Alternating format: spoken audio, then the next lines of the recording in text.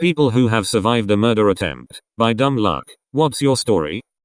My dad has a client that owns a number of fast food restaurants. One day we were working at one of his stores, remodeling, and talking about robberies. The client told us that when he was just getting into the fast food business, he lived in Colorado. He was assistant manager at a chain that required him to wear a tie. A drug addict came into the restaurant to rob them and grabbed him from behind, putting a knife to his throat. He opened the register and the guy attempted to slit his throat anyway, except the knife was dull and couldn't cut through the material of the tie. The client began to fight back and escaped with minor injuries. Addict went to prison and apparently he has the tie in a frame at home. Was a bouncer at a club in LA for a minute in the 90s. Stopped some dudes clearly affiliated in a gang at the door after they refused security checks. After a few minutes of their threats and Manson lamps they left spewing all sort of warnings. A little later it starts to wind down and because it's a little slow and we're overstaffed so I start to drink. I get a bit drunk. Not wasted, but sleepy buzzed. So I tell my buddy I'm going to go lay down in the back of his car for a while. A few minutes after lying down I realize I have to piss. I get out and stumble a few into a spot between a guard gate for a parking lot and a building for a little privacy. There's a few dozen people milling around in front of the club. I'm about 25 feet away from the club's entrance and just off an alleyway. While I'm relieving myself, a dude runs right past in front of me, around the guard booth to my rear, and unloads a 9mm recovered rounds from backseat trunk roof bumper into the backseat of the car I just crawled out of. Bam bam bam bam, unloading into the car. He then turns, runs right back past me, and down the alley into the night. Don't think he saw me at all. Nothing really came of it, except my partner was convinced I was a marked man and refused to be near me for a year or so. I'm a criminal defense attorney. I was representing this guy that had embezzled almost $500K from his business partner. He was looking down the barrel at several years in prison. A bunch of his assets had been seized by the government. Was being sued by multiple creditors for north of $2 million. And was in the midst of an ugly divorce and wasn't allowed to see his kids. I was one of 3 lawyers he had. Criminal, civil and divorce. He was drinking a lot and using coke. I used to get these incoherent phone calls in the middle of the night that ranged from threats to crying. He came to my office one day and asked for me but I was in court. My secretary said he was perfectly civil. He then went to his divorce lawyer's office and shot him to death. Got stopped by the police a short distance away and was wounded in a shootout. He would later tell the cops that he had come to my office to shoot me that day and also planned to shoot his civil attorney. I have a friend who had a party at his parents' house when he was in high school that a ton of random people went to. He got super drunk during the party and went upstairs to go to sleep, knowing that his friends would watch the party for him. My friend woke up from his nap to a guy from his school sitting on top of him stabbing him to death. He was stabbed 7 times before it stopped and he laid there on the bed dying. The only reason he is still alive is because his best friend came upstairs to ask him if it was alright if he made a frozen pizza and found him. The assailant was put in jail and recently was released and it scares me to know that a guy who wanted to know what it would feel like to kill someone, said during the trial, is still out there free. Our neighbors when I was growing up had 3 kids the same ages as myself and my siblings. We were all friends and got along well for the most part. Their eldest child, I'll call him Peter, has Asperger's syndrome and was known to have outbursts that would sometimes be violent. One day, when I was 5 or 6, our mothers decided to take all 6 of us to a nearby wading pool because it was hot out. Well, due to that, it was pretty busy, and there were a lot of other kids. There were 2 lifeguards there, but they were generally too busy chatting with each other to be doing their jobs. As my mother later tells me, I was off with my neighbor's daughter, was my age, and Peter, I don't remember why, but he suddenly flew into a fit and decided that I was at fault for something. He, being about 8 and a lot bigger than me, grabs my head and holds it under the water. I remember that. I remember not being able to breathe. I remember clearly thinking that I needed air or I was going to die. I remember fighting, but not being strong enough to get him off of me. Then I remember my mom's face. She had a clear look of both terror and fury. I remember looking over and seeing Peter sitting with his arms around his knees, rocking back and forth as his mother tried to calm him down. Then I remember my mom absolutely losing it on the lifeguards who had missed everything and were clueless as to why this tiny woman was screaming at them that her daughter had almost drowned on their watch. To this day, I have a fear of swimming and absolutely do not like having water on my face. even when I'm taking a shower. I jumped out of a moving vehicle. This was in college in a different country. There were commuter buses that took us to and from the campus and dorms. I had to stay 30 minutes later for a project, so around 7:30 p.m. By then the commuter rush was gone. I was the only passenger and I was sitting at front next to the driver. He was acting already shady. It was dark and rainy. He made a sudden dark turn off a grassy unlit hill. He said something's wrong with the tires. I said I'm getting off. He won't let me. The hill leads to a cliffside where rapes and murders have happened before. I had the pointy stick of my umbrella facing him ready to jab if he tried anything, which he tried to reach grab. I jumped and ran straight to the highway where another commuter bus stopped, surprised seeing a girl coming out of the tall grasses. I saw the driver of my previous ride, speeding away. Nothing was wrong with his tires.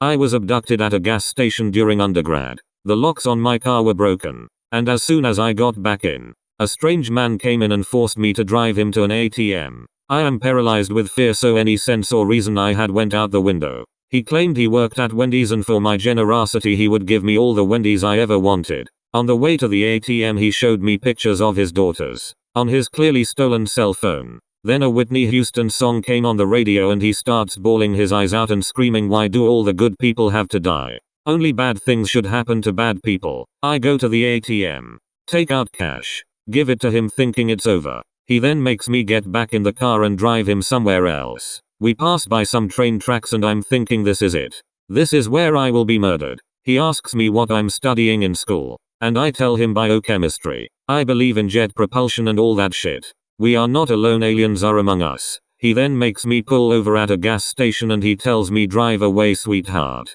I call the cops. Had to do a lineup. Apparently this dude had done this to a ton of other women, and some were less unscathed than I was. Mine's not extreme by any chance, but a couple of years ago, my brother and I went to walk the dog at like 11 p.m. We left through the side gate. We live on a corner, and right as we exit, I see this weird looking dude at the corner of the footpath walking weirdly towards us. Got bad vibes and told my brother to get the dog and get back inside. This dude is walking kind of side on and hiding something in his hand behind his back.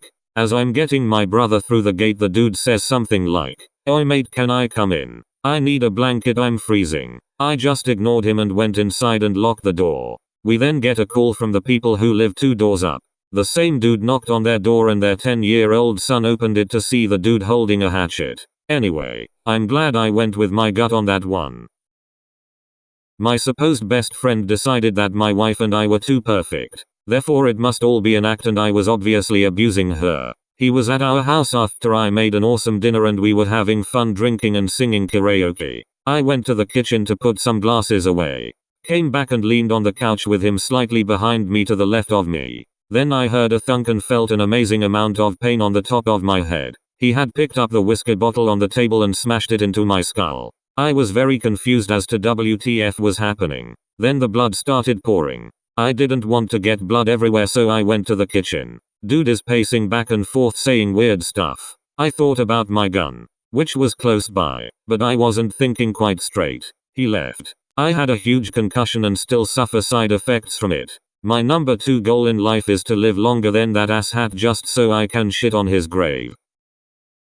I, 18-year-old female, now 25, was on my way home at night after meeting a friend. My home was just 10 minutes away from the train station. After a few minutes I felt someone following me. No big deal, I thought. Just someone else walking home. But I started walking faster. I realized the person behind me was catching up. Weird. In my head I started to make up scenarios of how to defend myself if the person would attack me. Never would I think of this to actually happen. Well, until I felt something on the back of my head, hitting me hard. I went furious. I turned around and attacked the guy. My mind was just full of anger towards this stranger who, what I thought, hit me. We were wrestling until I fell on the ground. He was sitting on top of me, strangling me. I tried to claw my nails into his eyes as deep as I could, but I started to black out. Suddenly there was this thought in my head, wake up, or you will die. Well, adrenaline kicked in again and I opened my eyes and screamed at the top of my lungs, attacking him again.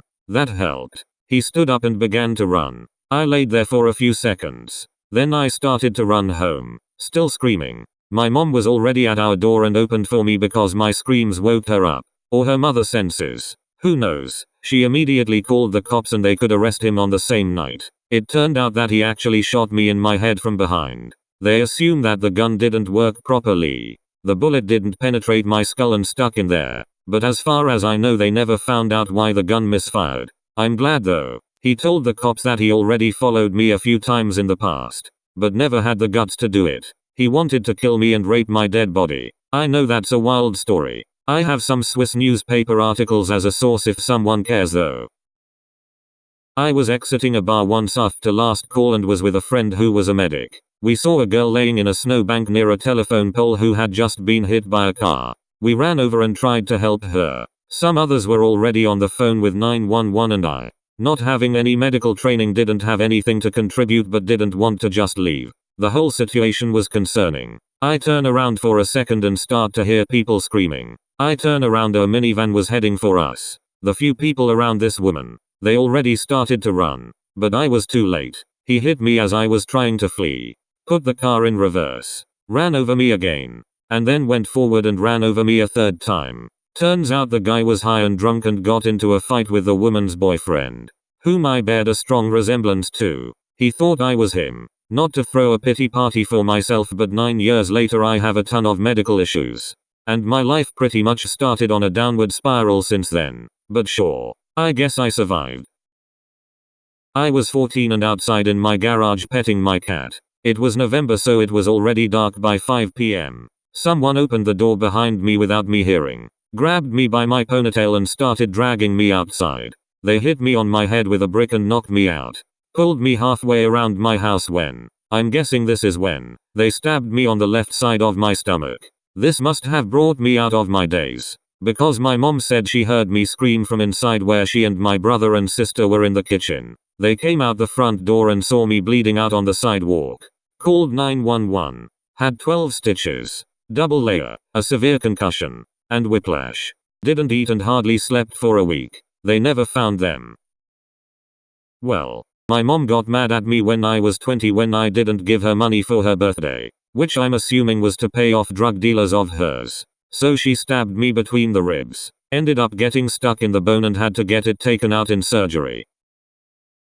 I was shot while working in a small independent video game shop. This place was a very small store in a somewhat sketchy area, but we had never had problems before. On the night in question, a gentleman came in and without saying a word, goes straight into the porn section caged off area. The gentleman emerges from the porn cage with his selections and proceeds to toss his selections on the counter. Now this part is very important. I go to retrieve the discs for the porn in question, which we kept in giant CD binders that held about 500-750 discs when completely full, which they were in this case, since we had just received some new stuff. As I turn to place the binders on the counter, I hear what I now know to be the hammer being cocked. At the time I thought nothing of it since it is a video game store and we had demos on and available for people to play. As I turn to face the customer, I can now see the customer has a gun out and pointed at me. A moment or two passed with neither of us saying anything, and me holding the binders in front of my chest. And then he pulled the trigger. I don't remember much else after that, mostly because I was face down on the ground trying very hard not to move, breathe obviously, or make any kind of noise. I hear him go through the register. He got all $60 in there, and then went through the game cases. He stole at least 5 empty PSP game cases, before he bolted. According to the EMTs who tended to me, the bullet traveling through the stack of 3 completely full-ish CD binders slowed the bullet down enough to the point where it hardly penetrated. It only went about 1-2 inches deep and I somehow managed to get hit in the one area of my chest shoulder area where nothing vital was. TLDR. Guy shot me at work in order to rob the place. Porn saved my life. I was pushed off a cliff by a former friend at his own birthday party. He was 14 and I was like 12. We were on a hike, just the two of us, and he took a detour and we reached a steep cliff and he just up and pushed me off. I caught onto a tree root that was jutting out. There was a big tree growing right where I fell. The root grew in a way that part of it was exposed and made a surprisingly good handle. He didn't catch on and simply left me there. I was there for about an hour if I had to guess, until someone else was alerted to my presence and managed to get me back up. I still have nightmares about it. I don't know why he did it, But he had been an insane asshole to me for a long time in retrospect.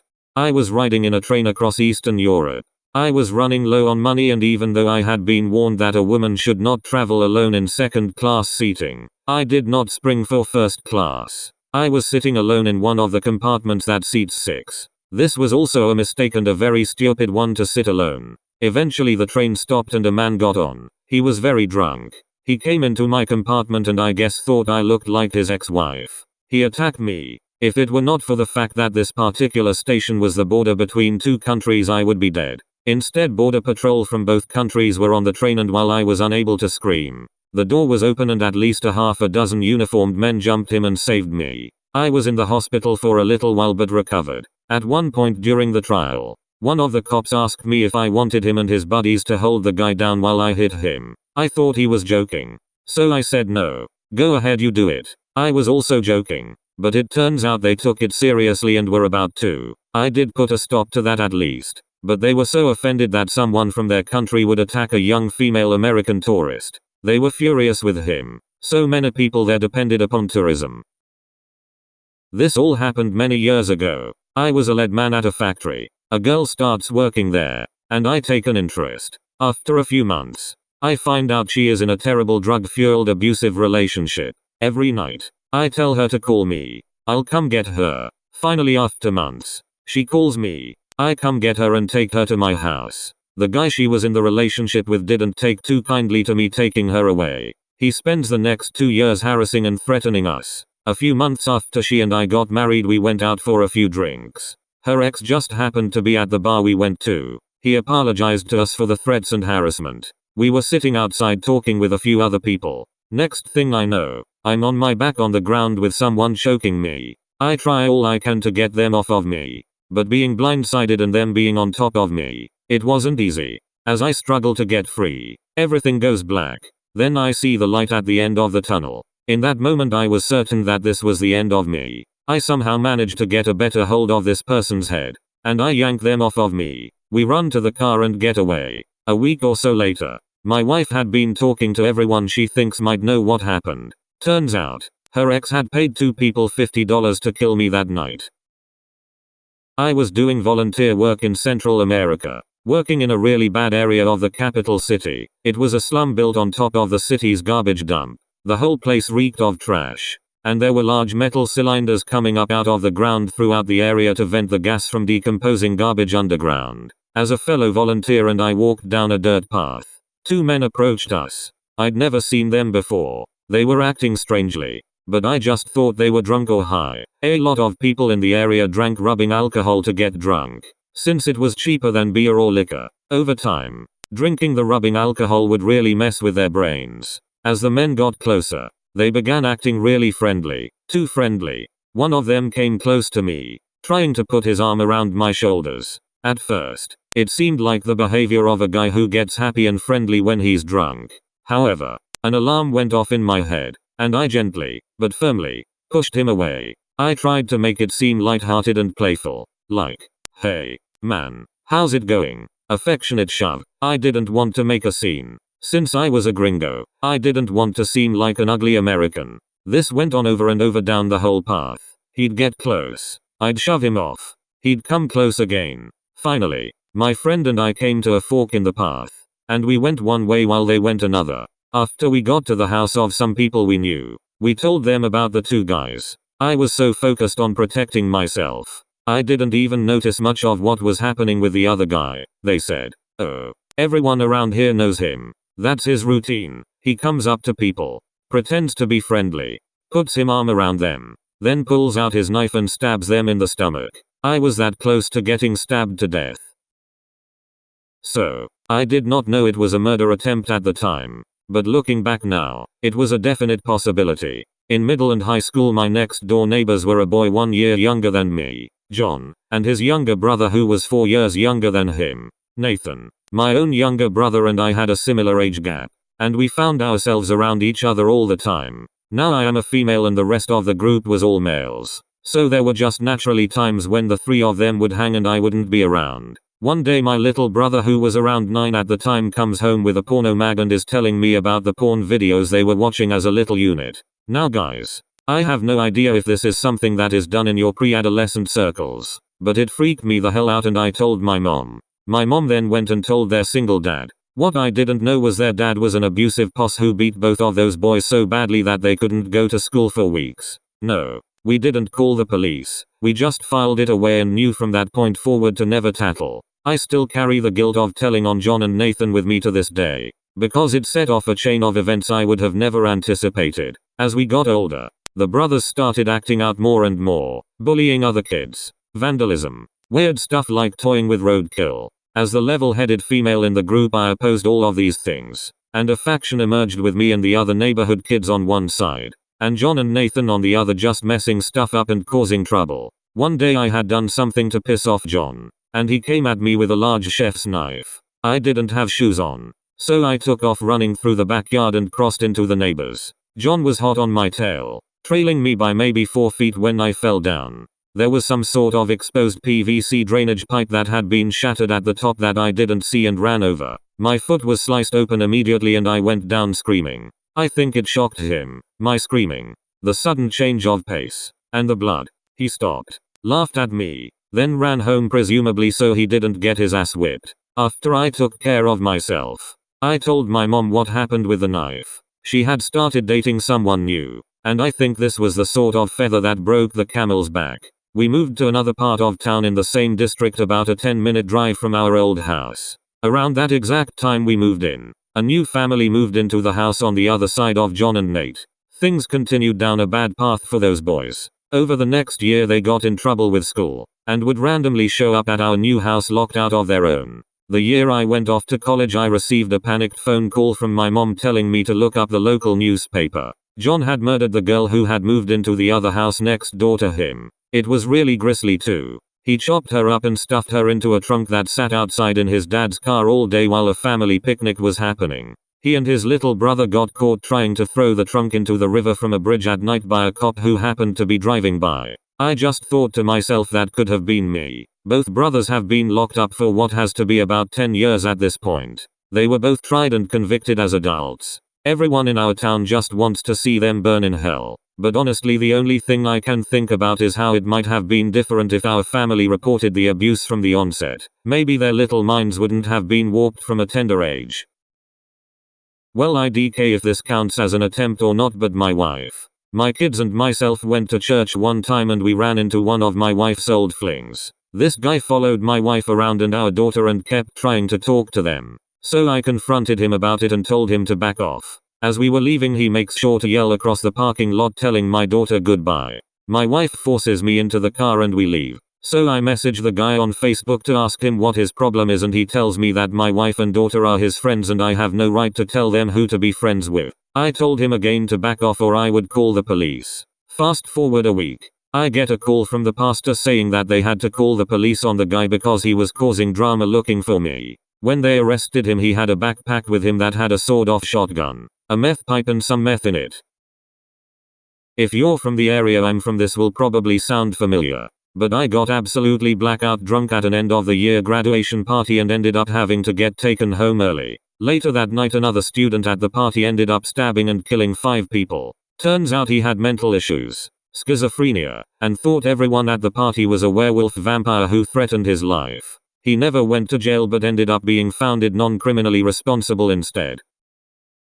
I was around 20 or 21 years old and walking home at about 3 a.m. after a night out, and I was absolutely plastered from drinking so much. I was about 200 meters from my house when a hooded figure jumped out from behind a bush and immediately had a knife pushing into my stomach as he grabbed my neck and tried pulling me in. Fortunately I was stronger and pulled away. He went to lunge at me with the knife when suddenly he stopped. Stared for what felt like an eternity but was probably a second or two and then said, "Holy shit, raise your spoon for war. I haven't seen you in so long. My bad, mate," and then walked off like nothing had happened. I still don't know who he was to this day.